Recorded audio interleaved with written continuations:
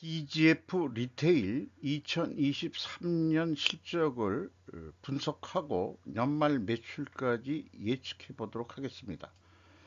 매출은 7.3% 증가, 영업이익은 3.1%가 감소했습니다. 상품 회전율은 40회전으로 산출되고요. PBR은 1.98로 높게 나오고 있습니다. 구독, 좋아요 부탁드리고 1.5배속을 보시기 바랍니다. 원가회계 손익으로서 매출이 8조 1,317억 원을 달성해서 전년보다 7.3% 증가했는데 상품이 거의 40%가 증가를 했어요. 이것은 매우 바람직하지 않은 게 되겠습니다. 원가회계로는 영업이익이 기대치만큼 많이 안 나오게 되어 있습니다. 재고가 증가하면은. 매출 원가가 낮게 증가했기 때문에 매출 총이익이 9.1% 증가했고 이 총이익률로는 0.3%. 그러나 이제 판매 관리비 고정비들이 있으니까 11.8%나 크게 증가해서 영업이익은 2,414억 원으로서 3.1%가 감소했어요.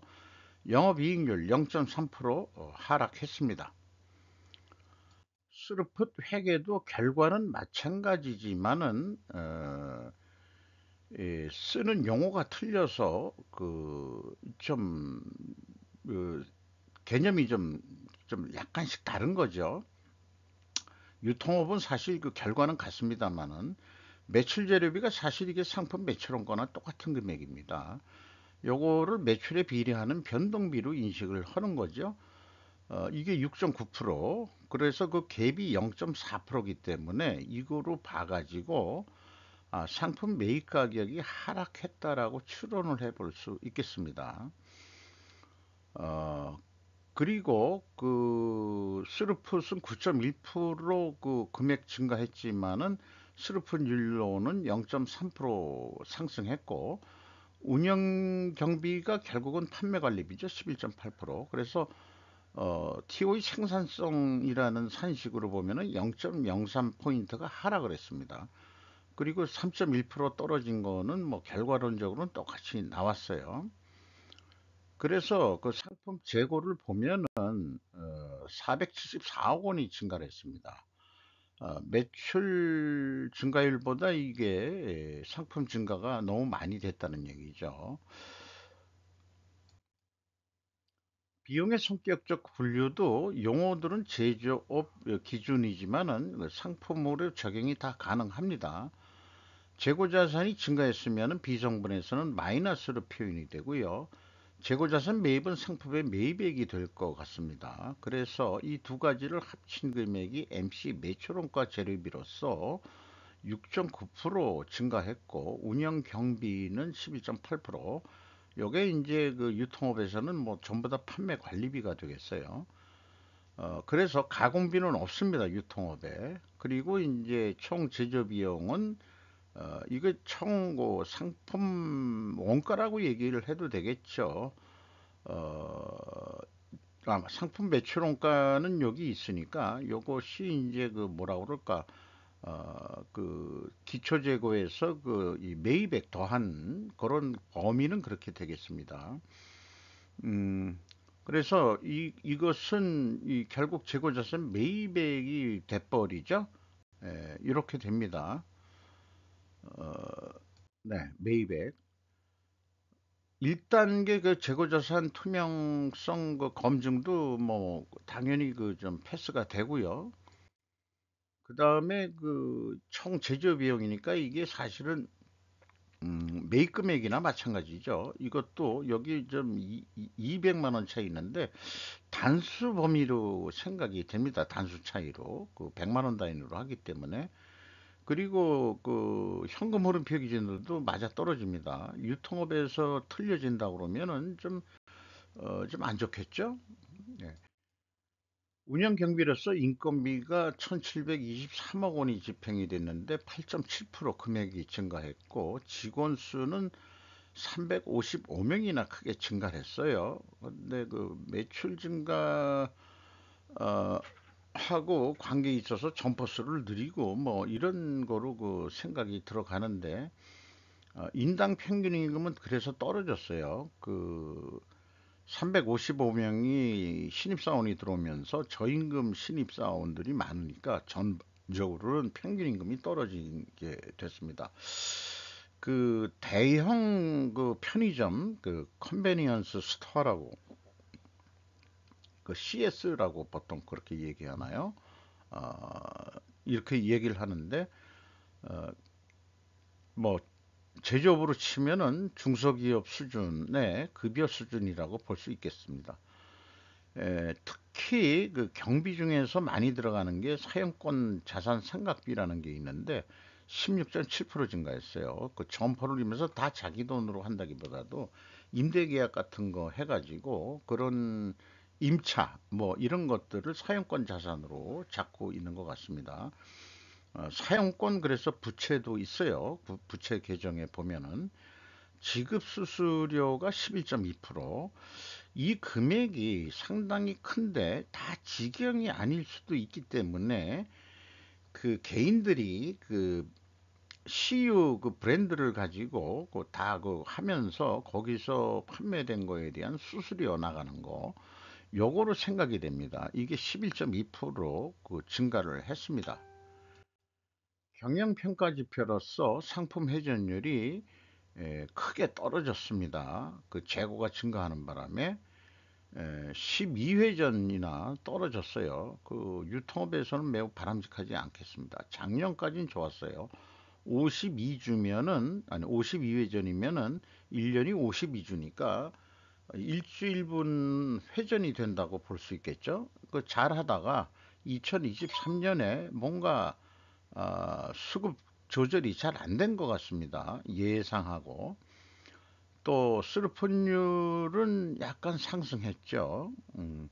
이렇게 돼가지고 그게 역방향인데 제조업처럼 이것도 좀 분식회계 개연성 가정을 세워봐서 한번 좀 따져볼 필요는 있을 것 같습니다. 이자 부채 레버리지율이 50%가 넘었는데 좀 줄이긴 했습니다. 약간 줄였습니다만은 50%가 넘으면은 일반 회사에서는 경영권 방어선이 무너진 상태인데 뭐 이 그 이자 부채가 기타 금융 부채라고 돼 있어 가지고 꼭 은행 차입금만은 아닌 게 들어가 있는 것 같습니다. 그래서 좀 높게 이렇게 좀 나오는 것 같고요.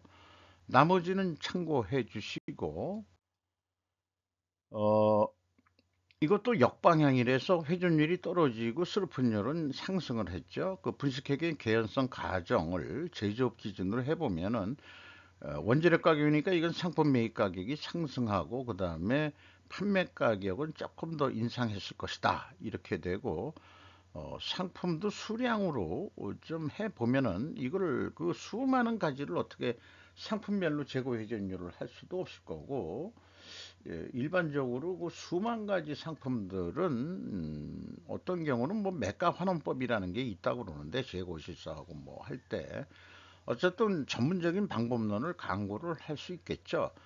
어, 예를 들어서 뭐 큰 상품류들만 해보면은 주로 편의점에서 담배도 많이 팔고 음료수 뭐 이런 것들이니까 크게 그 카테고리를 만들면은 가능을 할 것이라고 생각을 합니다. 그래서 회사는 어떻게 표현하고 있냐 그러면은 그 일일이 다 그 뭐 그 상품 매입 가격 추이라든지 판매 가격 이런 것을 일일이 논할 수가 없으니까 회사가 설명한 거로는 매출 상품 중 대부분을 차지하는 담배 및 가공식품, 주류, 프레시 푸드 등의 경우 주요 매입처의 가격 정책 또는 관련 세금의 변동에 따라 가격이 변동이 됩니다. 소주 가격 같은 경우에는 주세를 내려가지고 뭐 가격 좀 내렸다는데 소비 시장에서는 뭐 그렇게 내린 것 편의점에서 내렸나요? 소주 가격을? 음, 소주 가격만 비교를 하게 되는데 담배 가격은 뭐 그냥 그대로죠. 그래서 이 빈칸에다가 그 원가 회계 개념으로서 2024년도를 예측을 해보면은 영업이 손익계산서 틀로 사업계획을 한다면은 매출 원가를 알아야 하는데 회계에서 자문을 구할까? 매출 원가는 재고의 증감을 계산해 매출 원가를 제공할 것이다. 일단 총 제조 비용인데 이런 식으로 그 실적을 기준으로 해서 재고의 증감을 따져 가지고 그 총 제조 비용을 그 산출해 내고 매출 원가를 7조 1천억 원으로 그 계산을 해서 알려주게 되면은 여기에서 이제 판매 관리비 등등을 감안해 가지고 남는 게 한 3% 이익이 더 증가하는 거로 해서 요렇게 되지 않겠냐. 음, 요렇게 좀 세워볼 수 있겠습니다. 이것을 실행해 가지고 어떤 결과가 나올 거냐 하면은 에, 영업에서 보통 생각하는 방식은 요거 그 생산 재료비라는 게 이제 어, 그 매입 재료비 성격이겠죠.